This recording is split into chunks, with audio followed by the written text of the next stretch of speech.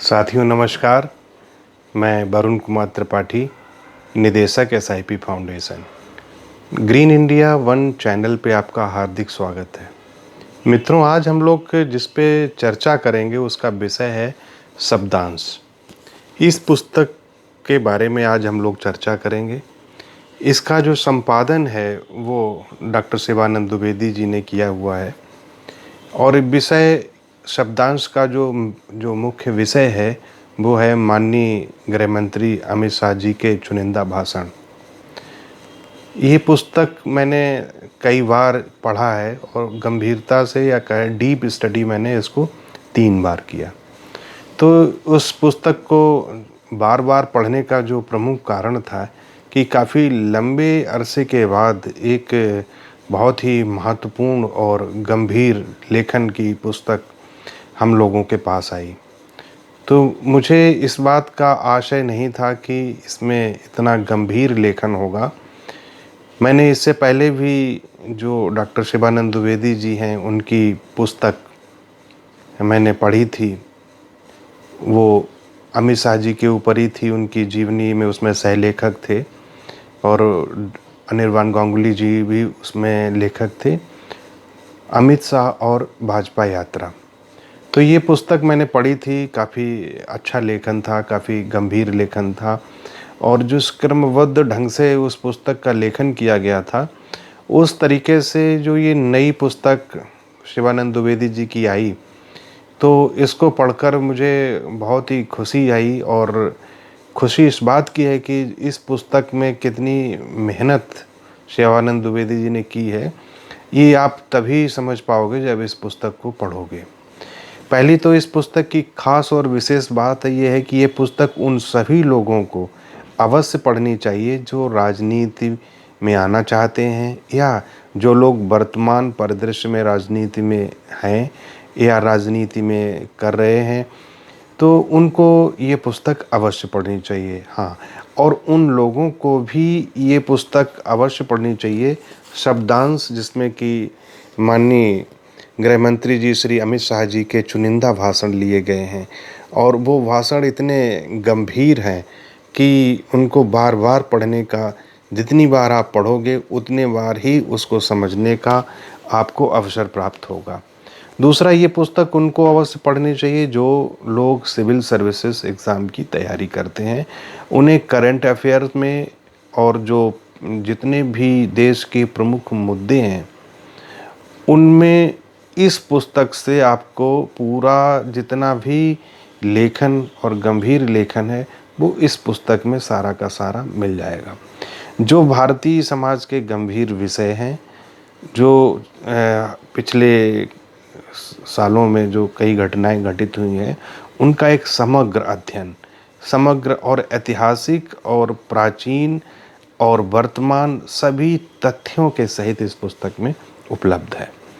तो मैं थोड़ा सा पहले इस पुस्तक के लेखक शिवानंद द्विवेदी जी के ऊपर, उनके बारे में मैं आपको बताना चाहूँगा। शिवानंद द्विवेदी जी भारतीय जनता पार्टी का जो थिंक टैंक कहा जाता है, श्यामा प्रसाद मुखर्जी रिसर्च फाउंडेशन से जुड़े हुए हैं। इनकी प्राथमिक शिक्षा देवरिया जिले के एक गांव से हुई। दूसरा क्या है कि शिवानंद द्विवेदी जी ने कई पुस्तकें लिखी हैं। उन पुस्तकों में है नए भारत की ओर, और एक और पुस्तक है जो कि मोदी सरकार के जब 2.5 साल पूरे हुए थे, परिवर्तन की ओर एक पुस्तक है, उसका भी लेखक शिवानंद द्विवेदी जी ने किया हुआ है। तो आपके बहुत सारे आर्टिकल और लेख विभिन्न समाचार पत्र पत्रिकाओं पर समय समय पर प्रकाशित होते रहते हैं और एक बौद्धिक लेखन के लिए शिवानंद द्विवेदी जी जाने जाते हैं और मैं नियमित रूप से उनके सभी लेखन, सभी पुस्तकों का पाठक रहा हूँ। और मुझे जो सबसे ज़्यादा आकर्षित किया वो था जब अमित शाह और एक भाजपा यात्रा पुस्तक जब आई, तो उसमें सह लेखक के रूप में जो क्रमबद्ध ढंग से लेखन किया था, उसके बाद में मेरी इच्छा थी कि नई पुस्तक आए तो जो नई पुस्तक शब्दांश के रूप में हम लोगों के सामने आई, तो मैंने तुरंत इसको मंगा के और इसको पढ़ा। तो पहली बार तो मैंने ऐसे ही पढ़ डाला, लेकिन अब समय बहुत कम रहता है, लेकिन फिर भी मैंने इसको 2 बार और 3 बार एक डीप स्टडी के रूप में पढ़ा, क्योंकि विषय, कई कठिन विषय को बड़ी सरलता से इसमें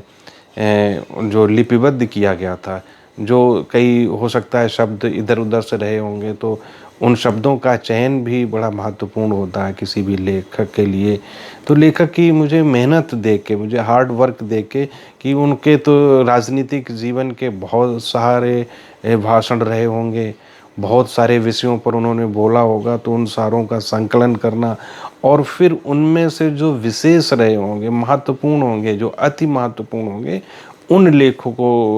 को उन्होंने लिया और उनका संपादन किया और एक पुस्तक का रूप दिया। तो मैं शिवानंद द्विवेदी जी को बहुत हृदय से आभार, बहुत बहुत धन्यवाद दूंगा कि उन्होंने एक इतना महत्वपूर्ण कार्य किया कि जिससे कि हम उन विषयों को, गंभीर विषयों को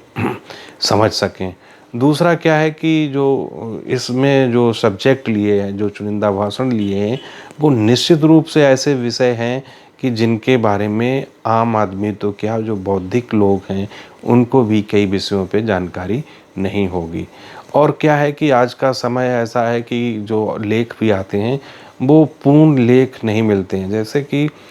आर्टिकल 370 ही है, धारा 370 को जो समाप्त किया गया पार्लियामेंट ने, तो उसमें महामहिम गृह मंत्री जी का जो उसमें अभिभाषण है, जो उसमें तरह तरह के तथ्य दिए गए हैं, उससे लगता है कि गृह मंत्री जी जब भी बोलने जाते हैं संसद में, तो कितनी तैयारी करके जाते हैं। क्योंकि जिस व्यक्ति ने अगर अध्ययन नहीं किया है, वो इस तरीके के भाषण देना उसके लिए बहुत ही कठिन है। दूसरा क्या है कि जो अमित शाह जी के भाषण हैं, उनमें जो मैंने महसूस किया है कि वो कठिन से कठिन विषय को भी बड़े सरल उदाहरण दे के जब समझाते हैं, तो वही विषय वस्तु बड़ी सरलता से और सहजता से समझ में आ जाती है। तो एक तो ये था कि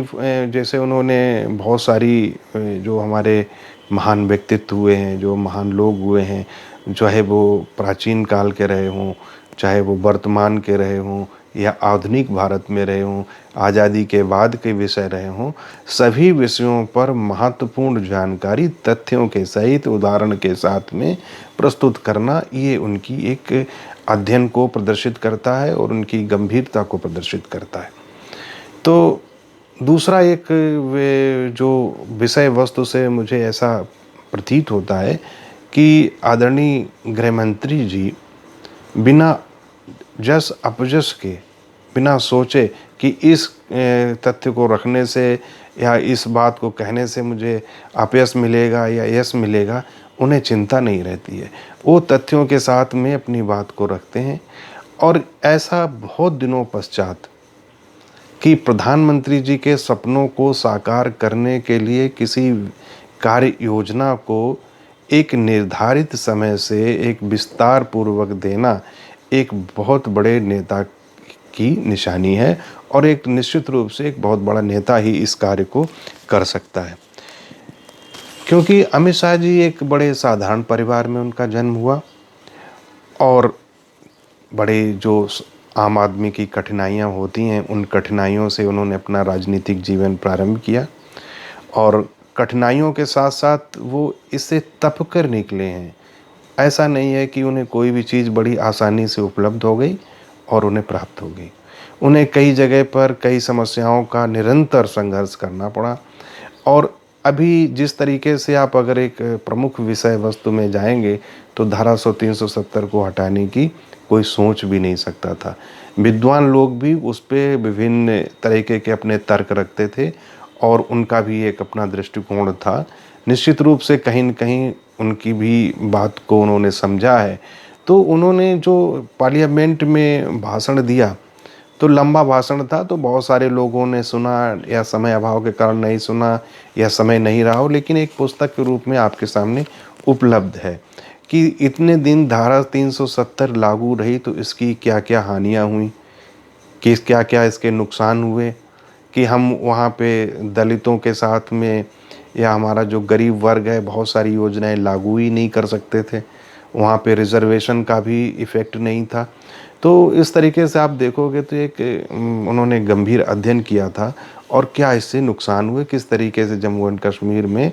इसकी धारा 370 की वजह से विकास कार्यों क्षेत्र में कितना पीछे रह गया। दूसरा, आगे के फ्यूचर में हम इसको हटाने के बाद में क्या प्लानिंग करेंगे, कैसे उसको मुख्य धारा से जोड़ेंगे और किस तरीके से हम इसको आगे ले जाएंगे, इसकी व्यापक रचना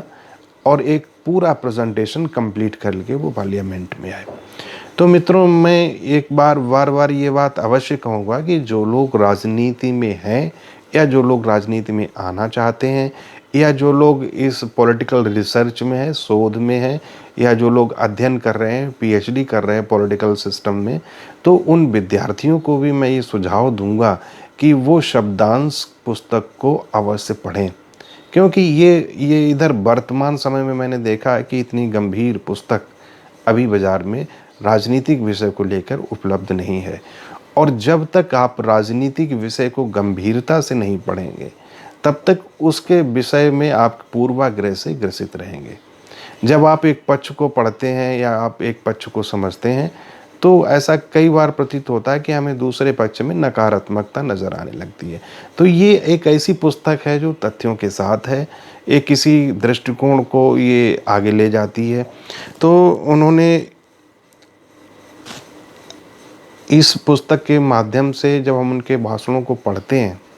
तो आपको ये अंदाज़ा लगेगा कि निश्चित रूप से उन्होंने बचपन से लेके और अभी तक शास्त्रों का अध्ययन अवश्य किया होगा और वो अध्ययन इतना डीप स्टडी रही होगी कि बिना डीप स्टडी के कोई भी व्यक्ति इतने सारे तथ्यों में, जैसे चाणक्य के बारे में उन्होंने बहुत सारी बातें की, पंडित मदन मोहन मालवीय जी के बारे में उन्होंने बहुत कुछ कहा, सावरकर के बारे में विस्तार से चर्चा की है, और धारा 370 हो या आपका जो मूल संस्कृति के जो सिद्धांत हैं हमारे उनकी बात हो, जम्मू कश्मीर का पुनर्गठन हो, 3 तलाक जो एक कुप्रथा थी तो उसके बारे में, क्योंकि भारत कहना या भारतीय समाज कह लीजिए, हमेशा हमारे समाज का एक उद्देश्य रहा है, चाहे जिस धर्म का रहा हो, कि हमने कुरीतियों को, कुप्रथाओं को चिन्हित किया है और उनको समय समय पर समाज सुधारकों के माध्यम से या सरकार के माध्यम से उन पे हमने अंकुश लगाया है। वो किसी भी धर्म की हो, ये हमने इसकी कभी परवाह नहीं की, चाहे वो हिंदू धर्म की कुरीतियाँ हों या किसी अन्य धर्म की कुप्रथाएं हों, हमने उन पे बंदिशें लगाने का प्रयास किया है। और उसी क्रम में हमने जो है देखा कि अमित शाह जी का जो भाषण है उसमें हमें उन सारे तथ्यों की आपको चर्चा इस पुस्तक में मिलेगी। दूसरा क्या है कि चाहे बोडो विवाद रहा हो, बोडो विवाद के ऊपर भी उन्होंने बहुत अच्छा भाषण दिया है। बोडो विवाद को अगर हम समझना चाहें तो इस पुस्तक में जा सकते हैं, पढ़ सकते हैं। तो हम इस पुस्तक के बारे में मित्रों ये कहना चाहेंगे कि ये एक ऐसी पुस्तक है जिसमें आदरणीय गृह मंत्री जी के बारे में, उनके लेखन के बारे में, और ये पुस्तक हमको ये इंडिकेट करती है, एक संकेत देती है कि हमें अध्ययन और पुस्तक पढ़ो में अपना समय निश्चित रूप से कुछ ना कुछ देना चाहिए। अगर हम पुस्तकें नहीं पढ़ते हैं तो निश्चित रूप से कहीं न कहीं हम कुछ चीज़ें को छोड़ देंगे या वो हमारे संज्ञान में नहीं आ पाएंगी।